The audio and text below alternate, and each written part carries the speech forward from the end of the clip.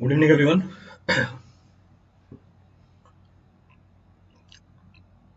Is audio video clear for all?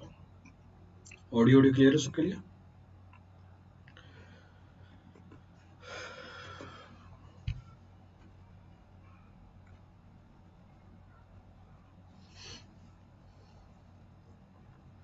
Audio is clear. चलिए. So I hope all of you are doing good. तो ये नया session create किया है हमने in order to discuss the PYQs of SSC JEE. So since your exam is 4 month round the corner, 4 महीने बाद आगे एग्जामिनेशन है, तो उसको ध्यान में रखते हुए ये PYQ सीरीज लॉन्च किया. I will be taking the PYQs of all the subject. तो यूट्यूब पे मैं PYQ सारे सब्जेक्ट के लूंगा. स्टार्ट कर रहा हूँ मैं थ्योरी ऑफ स्ट्रक्चर से. रीजन बीइंग ये मैच कर रहा है आपके बैच के कोर्स के साथ भी. तो आपके बैच कोर्स में भी थ्योरी ऑफ स्ट्रक्चर स्टार्ट होगा. उसके प्रैक्टिस करने के लिए प्रॉब्लम्स मैंने लगा दी है. नेक्स्ट वीक से एक कोर्स मैं भी स्टार्ट कर रहा हूँ BMC SSC JEE प्लेटफॉर्म के ऊपर, which is the most important topic from your examination point of view. Approximately 40% के आसपास वेटेज BMC का ही रहेगा. तो वो भी अगले हफ्ते से स्टार्ट हो जाएगा. और PYQs में सारे सब्जेक्ट के कराऊंगा. I discuss the PYQs of all the subject. तो आपके SSC JEE में जितने भी टॉपिक हैं उन सबके PYQ डिस्कस किए जाएंगे.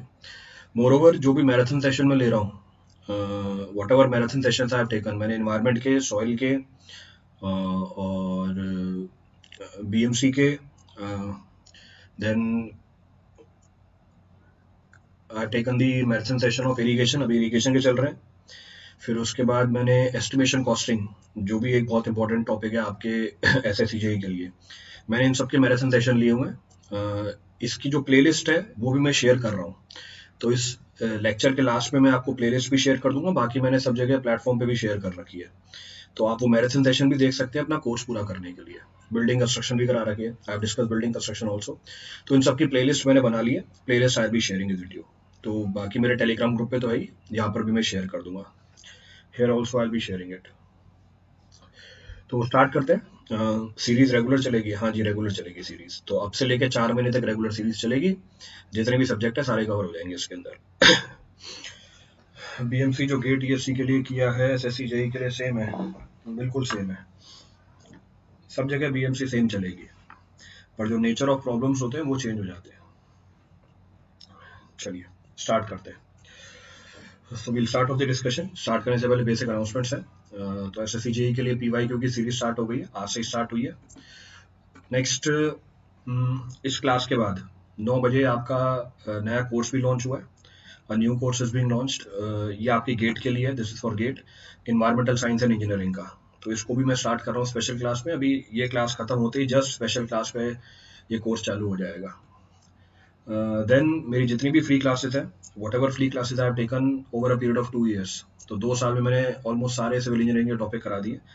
उन सारी फ्री क्लासेस को क्लब किया हुआ है. आपको बस बार कोड स्कैन करना है, सारी क्लासेस मिल जाएंगी आपको. All the classes you will be getting. Then your next combat, आपका जो अगला कॉम्बैट है 17 जुलाई को है. It is a scholarship test series. इसमें जो भी स्कॉलरशिप मिलती है उसको आप यूज कर सकते हैं सब्सक्रिप्शन अवेल करने के लिए. Then for GATE 23, GATE 24, ESC 23, ESC 24, 7 जुलाई को नया बैच लॉन्च हुआ है. बायलिंगुअल बैच है. जो सब्जेक्ट स्टार्ट हुए हैं इसमें वो इन्वायरमेंटल इंजीनियरिंग है और ट्रांसपोर्टेशन इंजीनियरिंग है. इन्वायरमेंट मैंने स्टार्ट करी है इसके अंदर. I started the environmental engineering. तो ये तो हमारे बेसिक अनाउंसमेंट्स है. These are our basic announcements.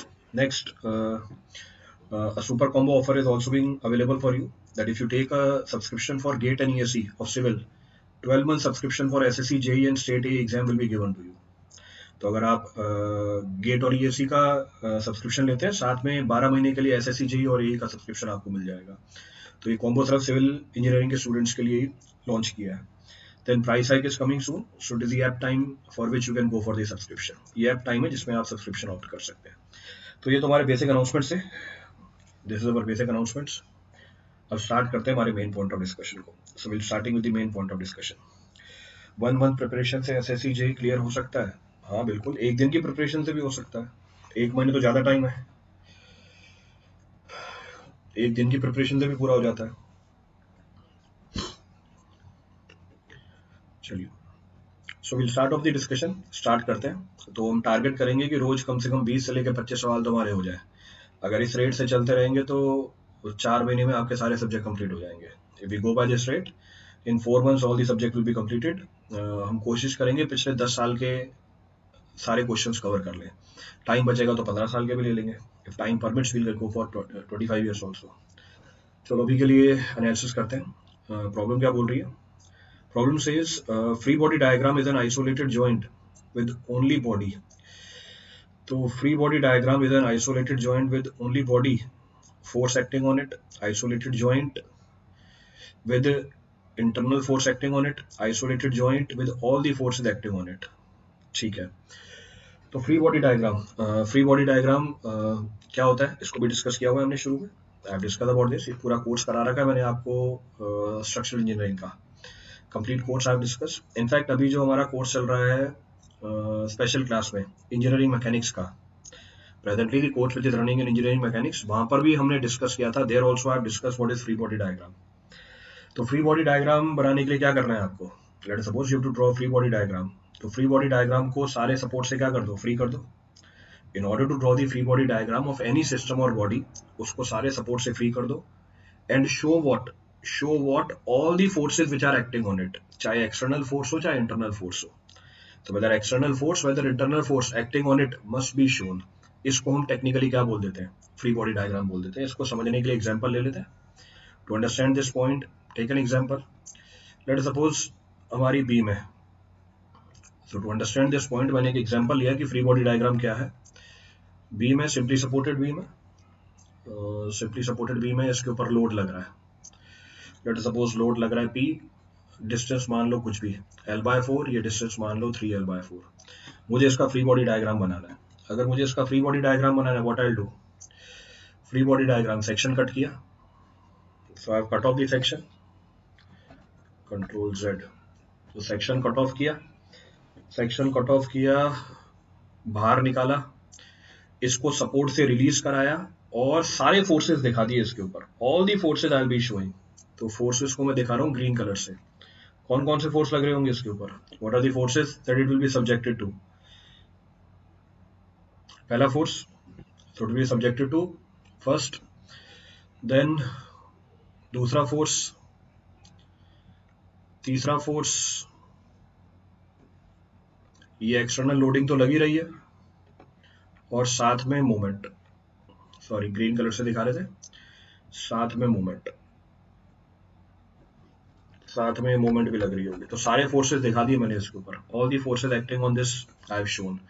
तो इसको आप बोल सकते हो R1, इसको आप बोल सकते हो P, इसको आप बोल सकते हो M1, इसको आप बोल सकते हो M2, मेंबर फोर्स 2, इसको आप बोल सकते हो M3।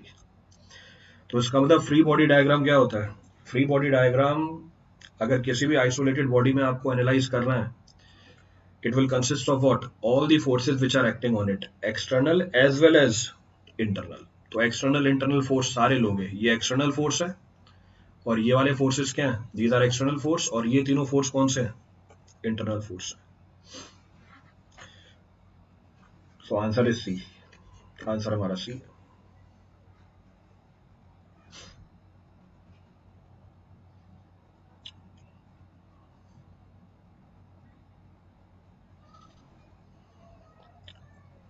क्लियर है?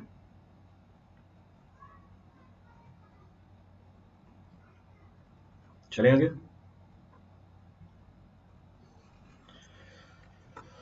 चलो आगे बढ़ते हैं। So we'll continue। If the total number of reaction component is less than the total number of conditions equations available, then the structure shall be। So if the total number of reaction component is less than the total number of equations which are available, तो reaction component कम है, जो equations available है ज्यादा है, इसको हम technically क्या बोल देंगे? This will be termed as what? Indeterminate. This is termed as unstable structure. तो डिग्री ऑफ स्टैटिक इंडिटरमिनेंसी अगर आप निकालोगे R माइनस R, तो सवाल क्या बोल रहा है? Total number of reaction components, जो रिएक्शन कंपोनेंट है वो कम है then the equilibrium equations which are available. तो अगर R की वैल्यू R से कम आ जाएगी तो DS हमारा क्या हो जाएगा?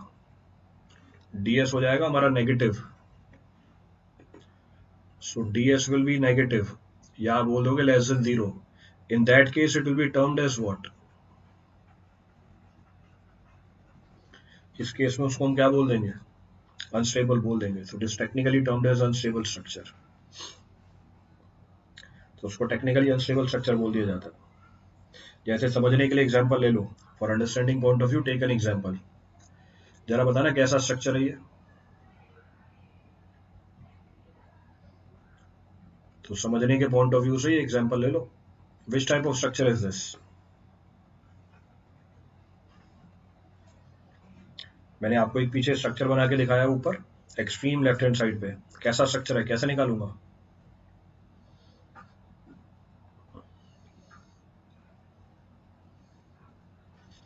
तो रिएक्शंस कितनी है इसके पास, तो 2 रिएक्शंस आर अवेलेबल, पर इक्विलिब्रियम कंडीशन कितनी है हमारे पास, 3 इक्विलिब्रियम कंडीशंस हैं। There are 3 equilibrium conditions which are available.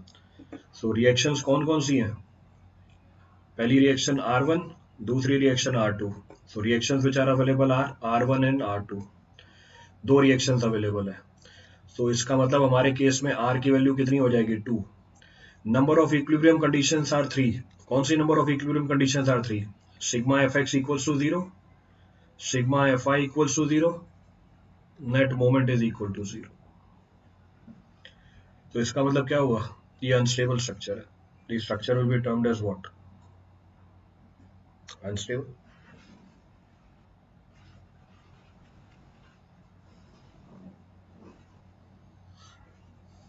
Clear है पूरी कहानी, रिपीट करना है इसमें से कुछ भी। 2 - 2 बीच में हिंज भी है।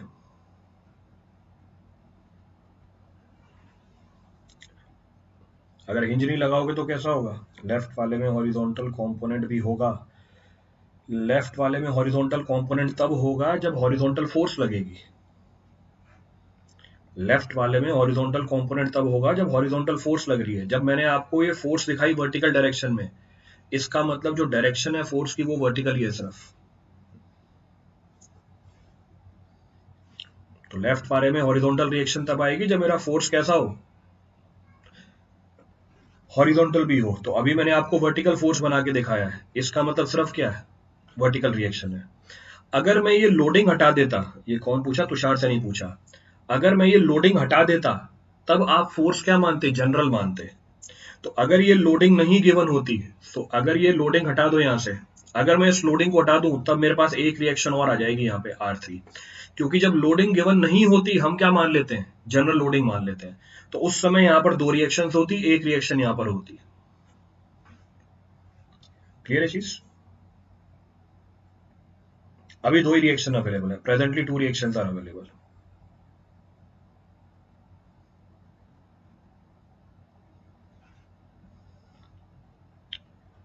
क्लियर है पूरी कहानी, रिपीट करना है इस पे कुछ भी, any of the point to be referred from this for anyone, कोई सा पॉइंट रिपीट करना हो किसी के लिए। आप कल से बीएमसी पढ़ाएंगे बेटा, आपके ऐप के ऊपर शेड्यूल आ गया होगा, उसको देख लेना। आपके पास ऐप अवेलेबल है, अपनी ऐप खोल के देखो, उसके ऊपर शेड्यूल आया हुआ है पूरा, विद टाइम, कौन सा सब्जेक्ट स्टार्ट हो रहा है, कब स्टार्ट हो रहा है, कितने ड्यूरेशन का है, सब कुछ मेंशन्ड है, एवरीथिंग इज मेंशन्ड देयर। चलो अभी के लिए तो सफिशिएंट है, ये काफी जानकारी दे दी। चलो आगे बढ़ते हैं।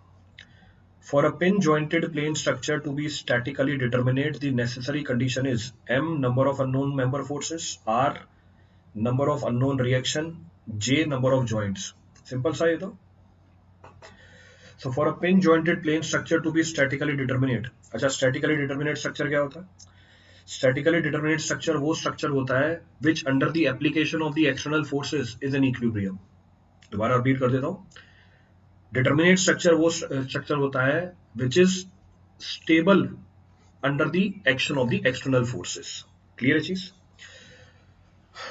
तो ये मैं बोल दूंगा डिटर्मिनेट स्ट्रक्चर।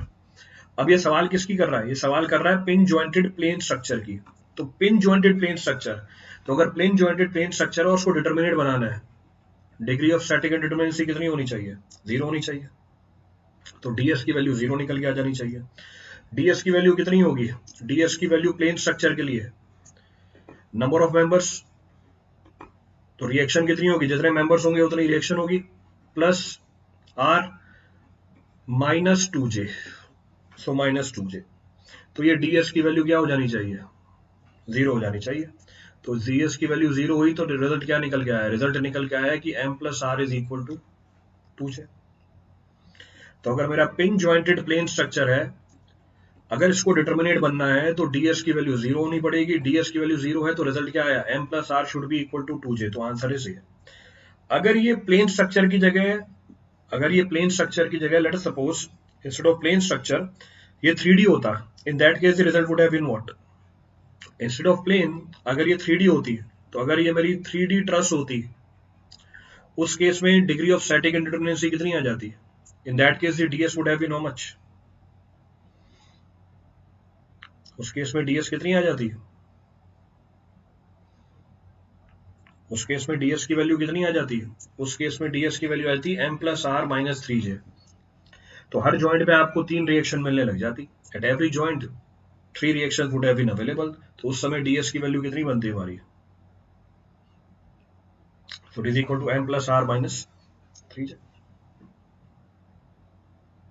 क्लियर है? ऑप्शन सी बिल्कुल सही बात है, ऑप्शन सी। लेट सपोज ये 2D फ्रेम होता, लेट सपोज अभी तो उसने क्या दिया है, पिन जॉइंटेड स्ट्रक्चर दिया है, अब ये 2D फ्रेम होता, अगर ये 2D फ्रेम होता उस केस के अंदर हमारी ds कितनी होती, अगर ये 2D फ्रेम होती, in that case the value of ds would have been how much. तब आपको हर मेंबर में कितने फोर्स मिलते, 3 फोर्स मिल जाते, क्योंकि हर मेंबर में 3 फोर्स मिलते हैं। अभी पिन जॉइंटेड है, हर मेंबर में एक ही फोर्स है, एक्सियल फोर्स। अगर ये मेरा फ्रेम बन जाता, हर मेंबर में आपको 3 फोर्स मिलते, तो हर मेंबर में 3 force 3m plus R minus 3j। तो उस सिचुएशन में वैल्यू क्या निकल के आती, b नहीं होता तुषार से नहीं, 3j होती है, यहाँ पे 2j दे रखी है आपको, तो बी ऑप्शन कैसे बनेगा, कोई भी ऑप्शन नहीं है। तो 2D फ्रेम के लिए सवाल में कोई ऑप्शन नहीं दिया हुआ है। और यही अगर 3D फ्रेम बन जाती, if the same would have been 3D frame, तो उस समय ds की वैल्यू कितनी होती, in that case the value of ds, अब आपको हर मेंबर में कितने मिलते, 6 फोर्सेस मिलते, 6m plus R minus 6j। हर जॉइंट पे 6 रिएक्शंस निकल के आती। तो सवाल में उसने पूछा था किसके लिए, पिन जॉइंटेड प्लेन स्ट्रक्चर के लिए, यानी 2D के लिए पूछा था। ये आस्क्ड फॉर 2D, मैंने आपको बाकी सबका भी बता दिया। आई have discuss for rest all the different type of structure. ये पूछ लेगा आपसे, this will also be asked directly.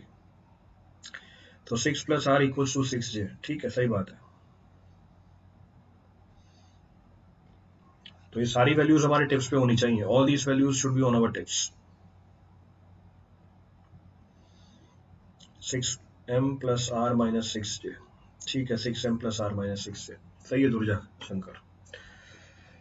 आगे बढ़ते हैं। Which of the beam given in the following figure is a determinate beam? इनमें से कौन सी बीम डिटर्मिनेट बीम है? देखो अब फिर से, क्योंकि सवाल दिया है, सवाल का आंसर देना है।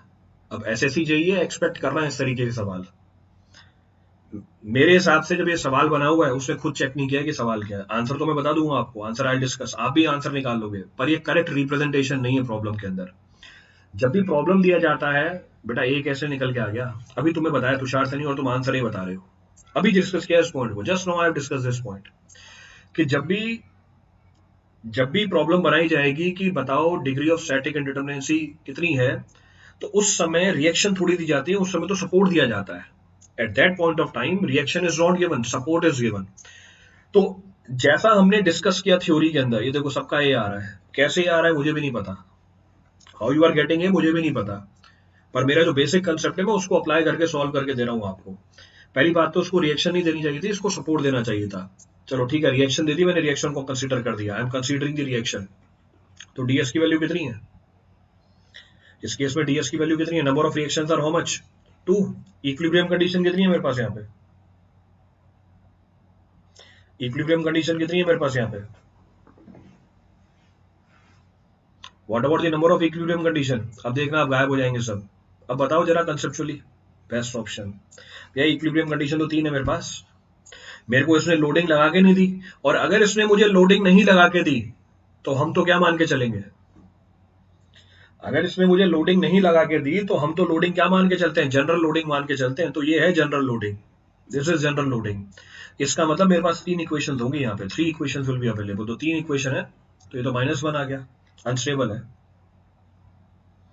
ये अनस्टेबल है, तो ds की वैल्यू कितनी है -1। वो एक अलग बात है, डिटर्मिनेट भी है, that is a different story, पर ये स्ट्रक्चर मेरा क्या हो गया, अनस्टेबल हो गया। क्लियर है चीज। ds की वैल्यू जीरो कब आएगी, when the value of ds will come out to be zero. ds की वैल्यू जीरो तब निकल के आती जब मैं लोडिंग क्या लेता, यहाँ पे वर्टिकल लेता, if the loading would have been vertical. तो अगर लोडिंग वर्टिकल होती तो मेरे नंबर ऑफ इक्विलिब्रियम रिएक्शंस क्या हो जाते हैं, इक्विलिब्रियम कंडीशन कितनी निकल के आती, तब मेरे पास नंबर ऑफ इक्विलिब्रियम इक्वेशंस सिर्फ दो ही निकल के आती है, sigma fi equals to zero, sigma moment equals to zero.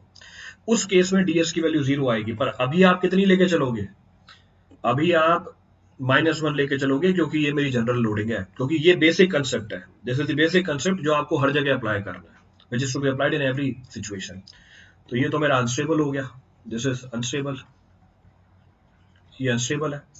आगे बढ़े प्रॉप्ड कैंटिलीवर, तो आगे बढ़े प्रॉप्ड कैंटिलीवर, ds की value, so what about the value of ds, कितनी रिएक्शंस है हमारे पास, how many reactions are available, मुझे ds की वैल्यू निकालनी है, कितनी रिएक्शंस है अवेलेबल हमारे पास, 3 रिएक्शन यहाँ पर है, एक रिएक्शन यहाँ पर है 4, सो 4 इक्विलिब्रियम कंडीशन 3, सो 1, कैसा हुआ, indeterminate, so this is indeterminate, reactions बना के दिखा दिए आपको मैंने, so reactions are being shown to you. Clear. लेकिन पहले 3 बताया था लोडिंग के केस में, पहले 3 बताया था, अरे भाई पीछे हिंज थी, ये पीछे हिंज बताई थी इसलिए 3 लिखी हुई है, देखो तो सही कौन सी लिखी हुई है, sigma fi equals to zero, sigma m equals to zero, और moment at hinge is equal to zero. तो पहले 3 बताई थी लोडिंग के केस में, sigma fx equals to zero थोड़ी ना बताई हुई है, मोमेंट एट हिंज जीरो बता रखा है ना यहाँ पे। तो पहले 3 बताई थी लोडिंग के केस में, ये ध्यान है, पर साथ में कंडीशन भी तो देखनी है वहां पे। यहां पर भी सिग्मा fx जीरो नहीं लिखा हुआ है, here also sigma fx is not equal to zero, क्यों, क्योंकि लोडिंग कैसी है, वर्टिकल है, लोडिंग इज वर्टिकल, तो जब सिग्मा fx यहां पर जीरो नहीं है तो यहां पर भी नहीं है zero.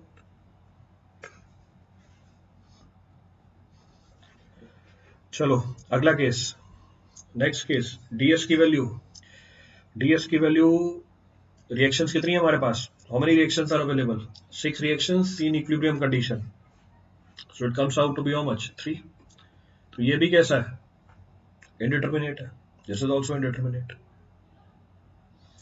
so this also comes out to be indeterminate, क्यों, लोडिंग कैसे ली हुई है, जनरल ली हुई है, so if nothing is given to you, loading is taken as general loading, loading को हमेशा जनरल लोडिंग लेके चलते हैं। आगे बढ़े, so again propped cantilever, फिर से propped cantilever है, 3 4 5, so ds की वैल्यू 5 - 3 2, फिर से क्या, इंडिटर्मिनेट।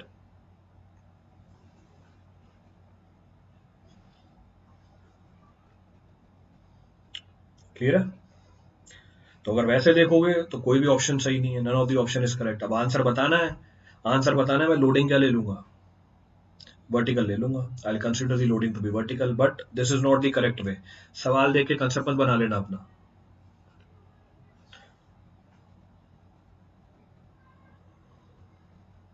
क्लियर है बात।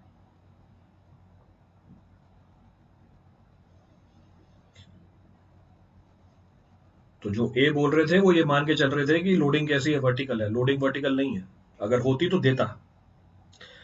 अब राइट आंसर कौन सा टिक करेंगे, कोई सा ही नहीं है, इसलिए तो मैंने बोला था कि लोडिंग वर्टिकल ले लूंगा पहले वाले में आंसर निकालने के लिए। तो अगर लोडिंग वर्टिकल मान लूंगा तो ये क्या आ जाएगी, जीरो आ जाएगी। So if loading is vertical तो ds की वैल्यू क्या आ रही है, 2 - 2 0 आ रही है। तो अगर लोडिंग वर्टिकल है उस केस में ये जीरो निकल के आ रहा है, in that case it is coming out to zero. इसको मैंने ds डैश बोल दिया। यहां पे जरा बताना ds डैश कितना होगा। दूसरे वाले केस में अगर लोडिंग वर्टिकल है तो उस सिचुएशन में रिएक्शंस कितनी होंगी मेरी, in that situation the reactions will be how much, 3, equilibrium condition 2, तब भी 1 रहेगा। नेक्स्ट तीसरे वाले केस में अगर लोडिंग मेरी वर्टिकल हुई, if loading is vertical, in that case how many reactions will be there, 4 reactions will be there, 2 equilibrium conditions will be there, 4 reaction होंगी, 2 इक्विलिब्रियम कंडीशन होगी, डीएस की वैल्यू कितनी हो जाएगी? 2 हो जाएगी। DS will come out to be 2। Last वाले में कितनी होगी डीएस डैश? अगर लोडिंग वर्टिकल है, if the loading is vertical, 2 plus 3 plus 4, so 4 minus 2, so it comes out to be 2। तो आंसर लाने के लिए मैंने लोडिंग वर्टिकल मान लिया और ए मार्क कर लिया, पर जब भी आपको कुछ भी नहीं गिवन हो सवाल में, लोडिंग वर्टिकल नहीं होती है। मेरे को बस ये बताना था, आपको ध्यान रखना हमेशा किसी भी एग्जाम के लिए, valid for every type of examination.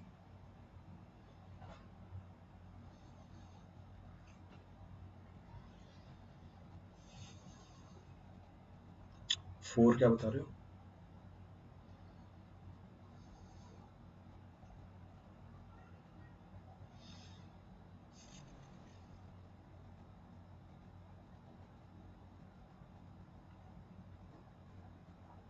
Done, note कर लिया सबने?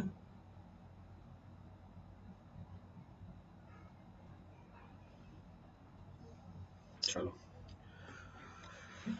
आगे बढ़ते हैं। So will continue.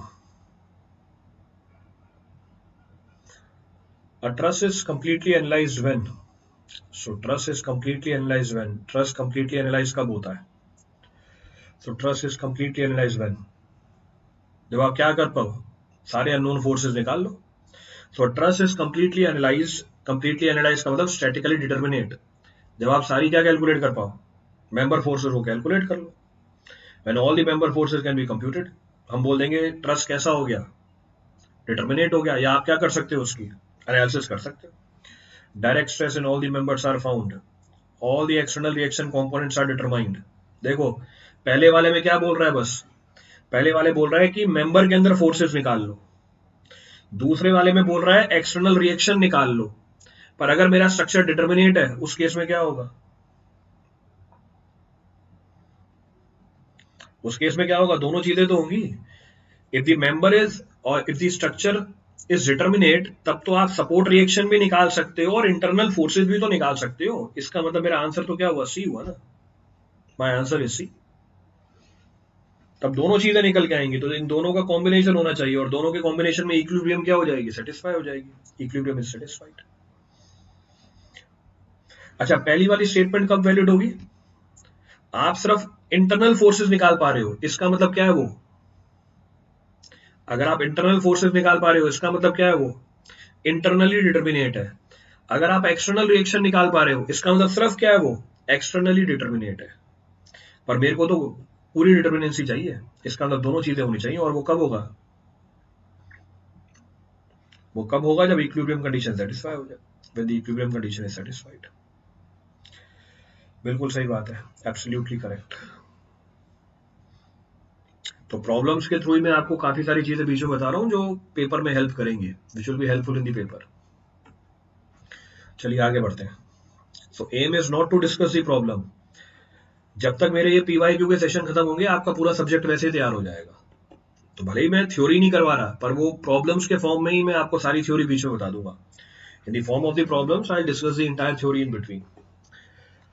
A beam is supported over 3 rollers lying in the same plane, ठीक है, the beam is stable। देखो भैया, बीम लाई कर रही है 3 रोलर के ऊपर, सो बीम लाई कर रही है 3 रोलर्स के ऊपर, so beam is lying over 3 rollers, 3 roller के ऊपर लाई कर रही है। अब सवाल क्या बोल रहा है, बीम स्टेबल कब होगी, when the beam will be stable. तो अगर ये 3 रोलर के ऊपर लाई कर रही है, if it is lying over 3 rollers, कितनी रिएक्शंस है हमारे पास, how many reactions are available, 3 roller है, कितनी रिएक्शंस है हमारे पास, how many reactions are available.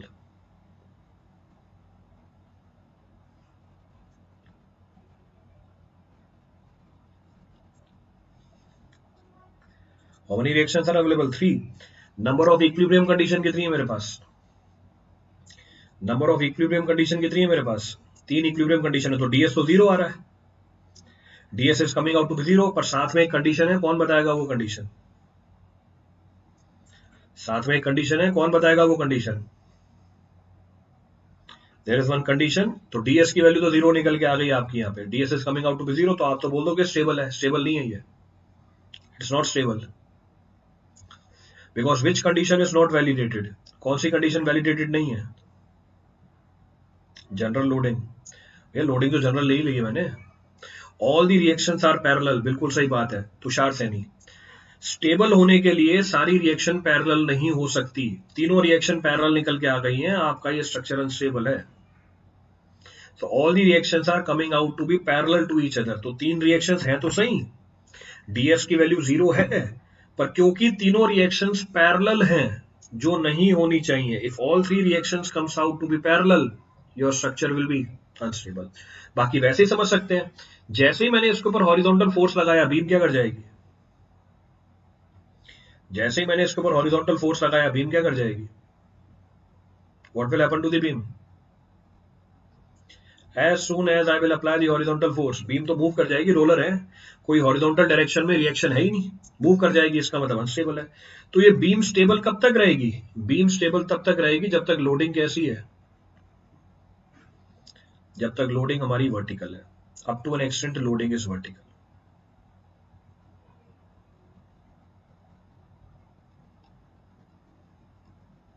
Clear है पूरा concept?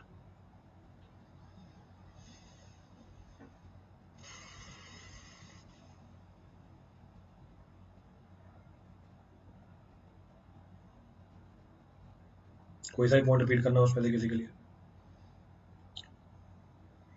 B answer, for loading with no component in the direction of the beam, B answer होगा। खुद ही बताओ, तो आंसर बता दिया।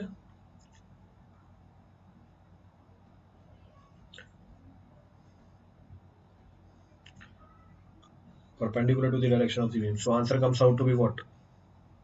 सी होगा, loading with no component perpendicular to the direction. ये कौन है सी वाला? ये सी वाला कौन है? ये सी वाला कौन है भैया? परपेंडिकुलर में तो होना चाहिए, ये बोल रहा है for loading with no component perpendicular to the direction, perpendicular में तो होना चाहिए, तो इसका मतलब लोडिंग का कोई कंपोनेंट कहां नहीं होना चाहिए, in the direction of the beam.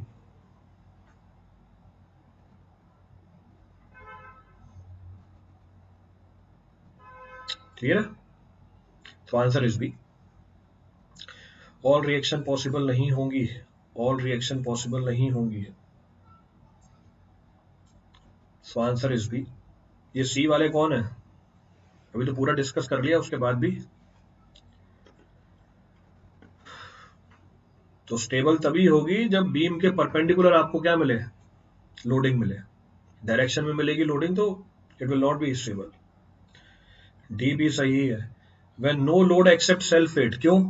सवाल बोल रहा है कि कोई लोड नहीं लगे, बस सेल्फ वेट लगे। क्यों? मैं एक्सटर्नल लोड भी तो लगा सकता हूं। ये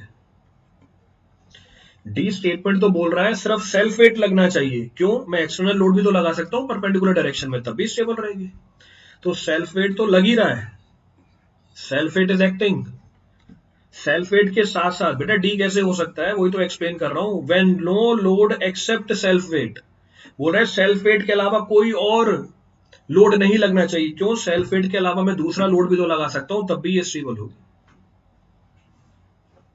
देखा तो हुआ है ओनली, तो गलत बात हो गई।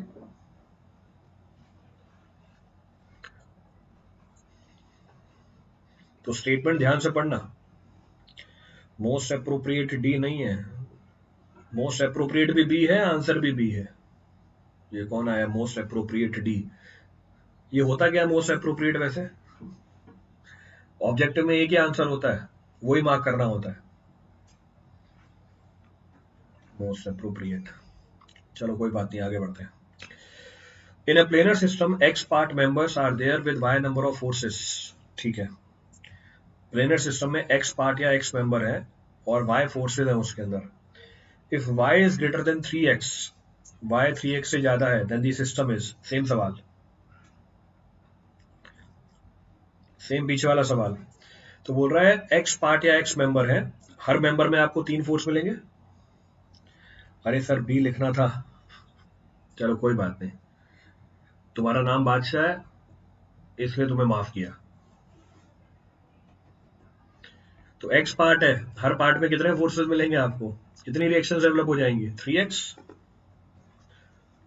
सो 3x, और नंबर ऑफ फोर्सेस कितना है y, तो ये बोल रहा है y 3x से ज्यादा है, तो dx की वैल्यू क्या होगी हमारी y माइनस 3x।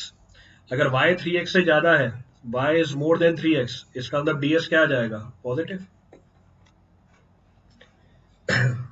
तो इसका मतलब क्या हो जाएगा, ये स्टैटिकली इंडिटरमिनेट हो जाएगा, इट इज इंडिटरमिनेट।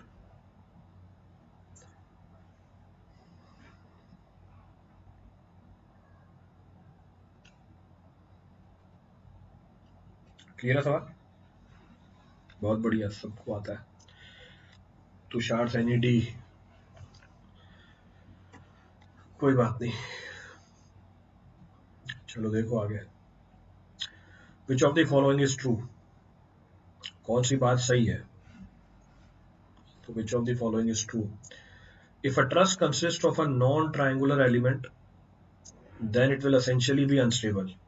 अच्छा, ट्रस में अगर नॉन ट्रायंगुलर एलिमेंट हुआ तब वो अनस्टेबल होगी। अच्छा ठीक है, next, in the above case, in the above cases, instability is most probable occurrence, but there are a lot of examples which are unstable. There are a lot of examples which are unstable. देखो पहली बात तो गलत है, the first of the statement is incorrect। बोला if a truss consists of a non triangular element then it will essentially be unstable। क्यों भैया, ये किसने बोल दिया कि ट्रस में हमेशा ट्रायंगुलर एलिमेंट होने चाहिए। अगर नॉन ट्रायंगुलर एलिमेंट हुआ तब भी हमारी ट्रस क्या हो सकती है, तब भी हमारी ट्रस क्या हो सकती है, स्टेबल हो सकती है। तो पहली बात तो वैसे ही गलत हुई, और दूसरी वाली बात भी इसने गलत लिख के दी है स्टेटमेंट के फॉर्म में। कैसे गलत लिख के दी है जरा चेक करना। In the above cases instability is most probable occurrence, ऊपर वाले केस में जो इनस्टेबिलिटी है कैसी है, is the most probable occurrence, but there are lot of examples which are, यहां पर क्या होना चाहिए था, यहां पर होना चाहिए था स्टेबल, तब ये मेरी बात क्या हो जाती, सही हो जाती। अभी इसने क्या लिख के दे दिया, अनस्टेबल लिख के दे दिया, यानी पहली बात भी गलत बोल रहा है, दूसरी बात भी गलत बोल रहा है, तो दोनों बातें गलत है, नन ऑफ दीस इज। समझने के लिए एग्जांपल ले लो। अब आप बोलोगे सर ऐसा कैसे है कि नॉन ट्रायंगुलर ट्रस है और वो भी स्टेबल है, तो नॉन ट्रायंगुलर ट्रस है और वो स्टेबल है, समझने के लिए एग्जांपल ले लो। तो नॉन ट्रायंगुलर ट्रस और stable, so non triangular truss,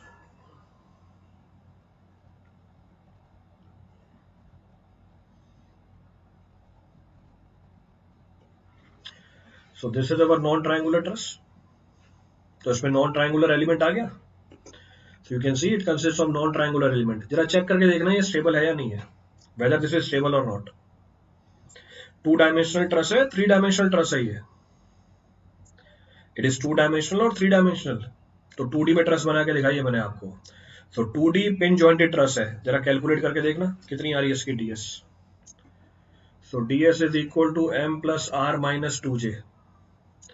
तो नंबर ऑफ मेंबर्स 1 2 3 4 5 6 7, तो 7 members are there, so 7 member है इसके अंदर।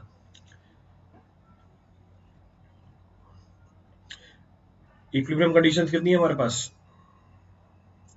सो number of conditions which are available,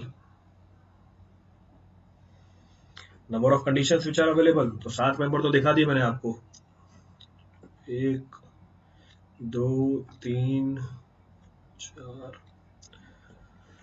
5 joint है इसके अंदर। आर की वैल्यू कितनी है 3, तो आर की वैल्यू है 3 माइनस 2j, ज्वाइंट कितना है हमारे पास 5 ज्वाइंट है, तो वैल्यू कितनी आ गई 0 आ गई, so it comes out to be 0।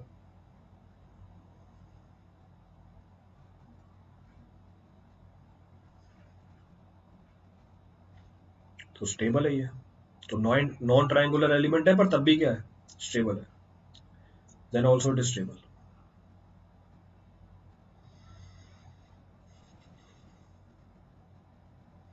Clear है सवाल, चले बादशाह आगे।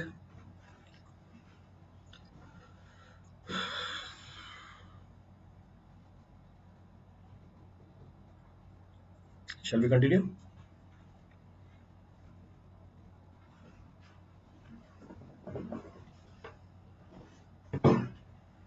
ये बादशाह कौन सा है, शाहरुख खान वाला बादशाह है या रैपर वाला बादशाह है,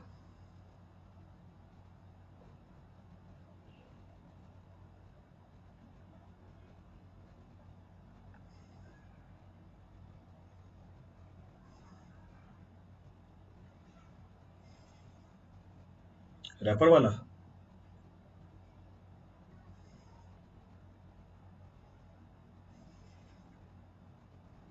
यूनिक, वो देखो क्या बोल रहा है, वो यूनिक है।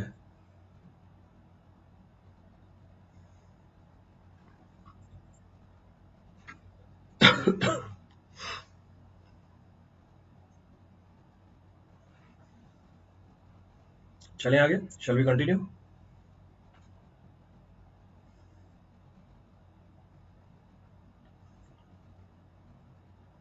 कोई सा पॉइंट रिपीट करना उसमें से किसी के लिए, any of the point to be referred from this for anyone.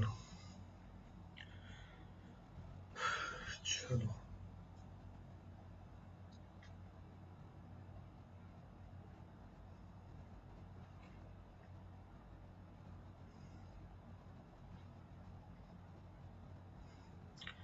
ये कमेंट कर रहा है, करने दो उसे, क्या दिक्कत है, ये हर क्लास में आता है मेरी। इसके लिए थोड़ी सी ताली बजा दो, ये चला जाएगा।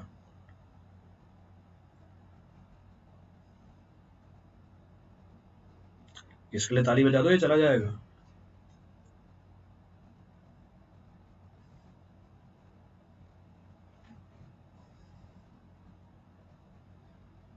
आर की वैल्यू समझा दीजिए।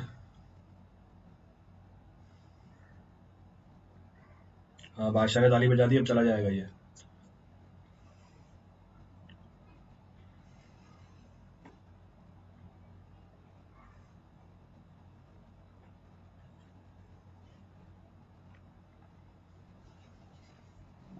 हो गया उसका, हो गया, चला जाएगा अभी।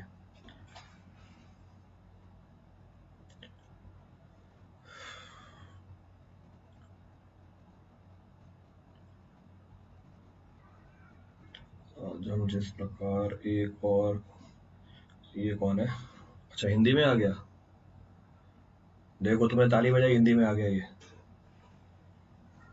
चलो देखो, हाँ कौन पूछ रहा था आर की value, who was asking about R की वैल्यू। अरे एक मिनट शांत रहो यार, इसको आर की वैल्यू बताने दो।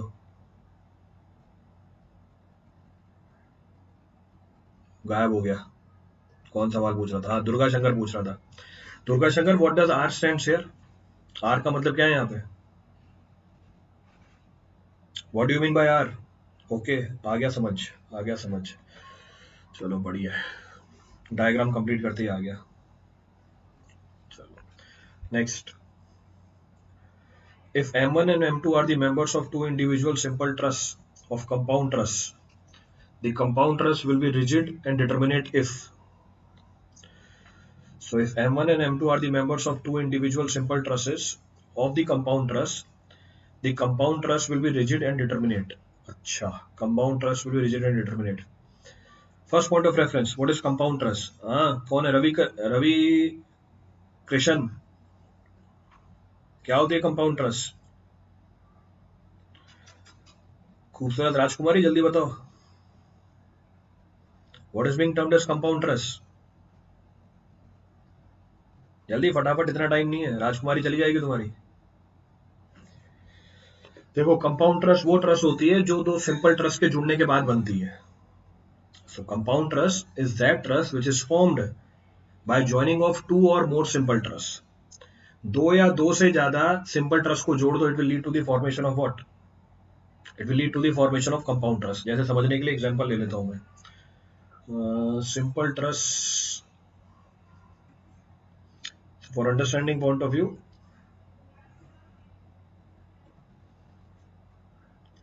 दो सिंपल ट्रस है, तो दो सिंपल ट्रस है, दो सिंपल ट्रस को हमने जोड़ दिया, ये देखो। So there are two simple truss which are being joined with each other. It will lead to the formation of compound truss. पहली सिंपल ट्रस है ए बी सी, दूसरी है डी ई एफ। तो दो सिंपल ट्रस को आपस में जोड़ा, it will lead to the formation of what, compound truss. क्या वो गायब हो गई राजकुमारी खूबसूरत। थ्री टाइप ऑफ ट्रस, अरे वाह, सही है, तुम्हें स्ट्रक्चर भी आता है खूबसूरत राजकुमारी। मुझे कल राजकुमारी को बस स्पैम करना आता है, टैलेंटेड राजकुमारी है ये हमारी। चलो देखो राजकुमारी, अब तो एक एग्जांपल तो ये है हमारा, this is one of the example, this is other example. दो सिंपल ट्रस्ट को जोड़ा हमने, so we have joined two simple truss. दो सिंपल ट्रस्ट है हमारी ए बी सी और बी डी ई। तो दो सिंपल ट्रस्ट को जोड़ा, क्या बन गई? Compound trust. दो सिंपल ट्रस्ट को आपने कितने मेंबर की मदद से जोड़ा? एक मेंबर की मदद से जोड़ा। दो सिंपल ट्रस्ट को आपने एक मेंबर की मदद से जोड़ा। यहां पे दो सिंपल ट्रस्ट को आपने कितने मेंबर की मदद से जोड़ा? दो मेंबर की मदद से जोड़ा। दो से ज्यादा होगा और दो से ज्यादा मेंबर होंगे ज्वाइंट पे। वाह गजब राजकुमारी।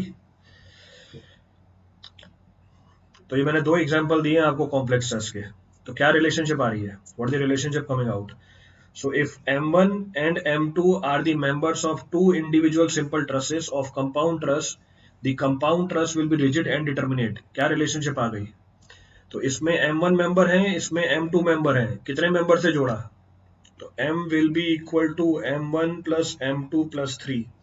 यहाँ पे टोटल मेंबर कितने आ जाएंगे? M1 plus M2 plus 1। तो दोनों ही वैलिड है, बोथ आर वैलिड।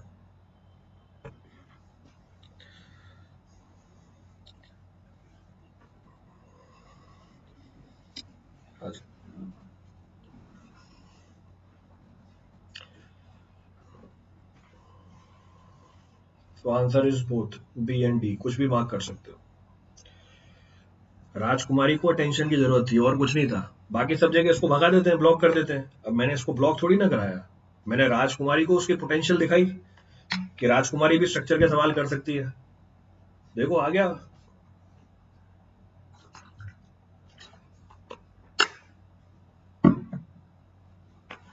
राजकुमारी की पढ़ाई करने लग गई।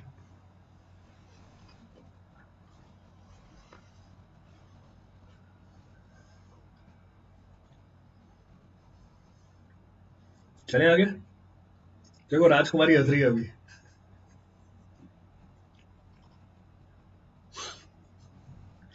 चलो आगे बढ़ते हैं।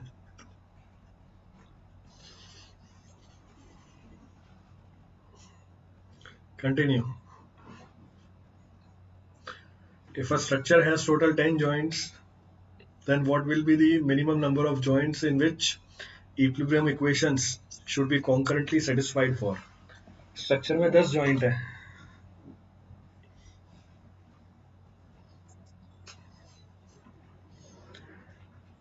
If a structure has 10 joint, then what will be the minimum number of joints in which equilibrium equations should be concurrently satisfied for?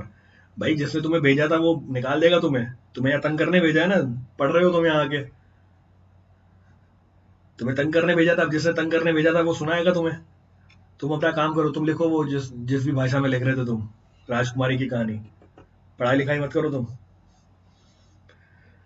तो सवाल क्या बोल रहा है? सवाल ये बोल रहा है कि स्ट्रक्चर में 10 जॉइंट है, तो मिनिमम कितने जॉइंटों पे इक्विलिब्रियम कंडीशन सेटिस्फाई होनी चाहिए? भैया हर जॉइंट पे सेटिस्फाई होनी चाहिए। तो हमारे स्ट्रक्चर में तो हर जॉइंट पे इक्विलिब्रियम कंडीशन सेटिस्फाई होनी चाहिए। सो 10।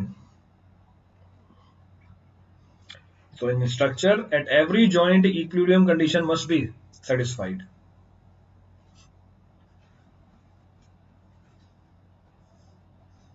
भैया आंसर बता रहा है तो सही सही,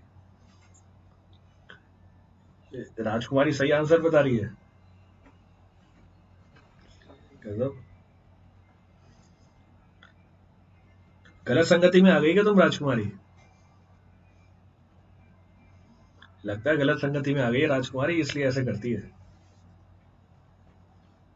तुम रोज आया करो यहाँ पे रोज आना यहाँ पे 8 से लेकर 9 बजे के बीच में, इसके बाद भी क्लास होती है 9 से लेकर 10 के बीच में। Generally in truss system, compressive parts are thicker than the tensile parts. It is true or false? तो ट्रस सिस्टम में compressive parts are thicker than the tensile parts. ठीक है, तो कंप्रेशन मेंबर को थिकर रखा जाता है।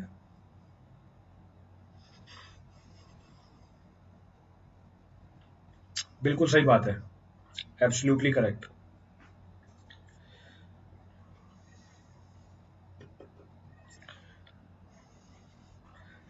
आपने आज फिर एक आदमी को दलाल दिया। भाई मैंने कोई दलाल नहीं दिया। हाँ बदल दिया बोल रहे हो कि तुम डी और बी साथ साथ लेके होते हैं? नहीं भाई, कीबोर्ड में तो डी और बी बहुत दूरी पे है। तो बिल्कुल सही बात है। क्यों बिल्कुल सही बात है? Under the action of the compressive forces tendency होती है हमारे ट्रस के अंदर कि वो बकल कर जाए। अब उस बकलिंग से अवॉइड करने के लिए हम जो कंप्रेसिव मेंबर होते हैं उनकी थिकनेस को बढ़ा देते हैं। तो बिल्कुल सही बात है, एब्सोल्युटली करेक्ट। बकल ना हो जाए। So statement is correct. तो जो कंप्रेसिव पार्ट्स है उनको थिकर बनाया जाता है। मैंने सही कहा गुरुजी। हाँ बिल्कुल सही कहा तुमने राजकुमारी। तुम शुरू में फिर क्यों बकैती कर रहे थे? हैं? तुम मिलना मेरे को आके यहाँ पे अलग से। क्लास खत्म होने के बाद मिलने आना अलग से। देखता हूँ मैं तुम्हें। जब जब पढ़ाई में इतने अच्छे हो तो फिर शुरू में क्यों बकैती कर रहे थे?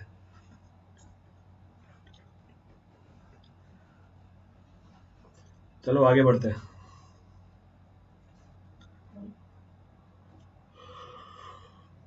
विच of the following statement is true? कौन सी स्टेटमेंट ट्रू है?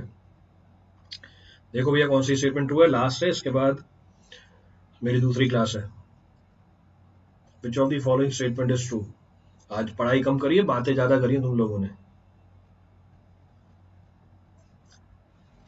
For instability, at least one joint of the structure should be able to displace without causing change in the length of all the member.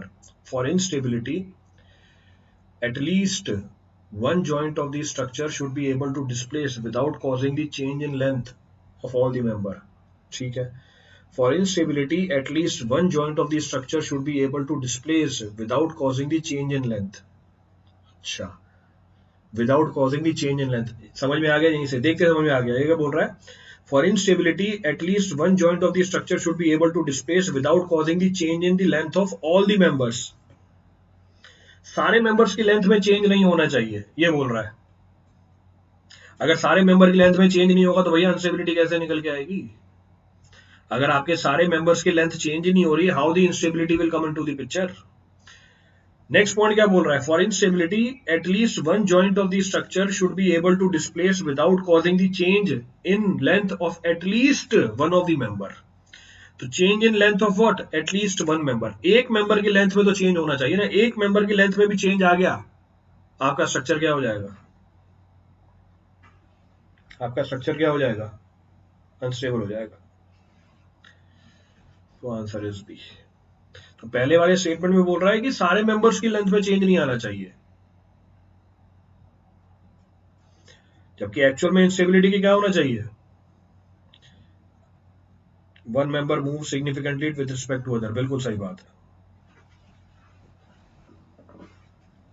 चलो चलो आज के लिए इतना sufficient है। कल मिलते हैं। Will meet tomorrow. कंटिन्यू करेंगे इसी को। कल नाम चेंज करके आना तुम राजकुमारी। चलो, थैंक यू एवरीवन।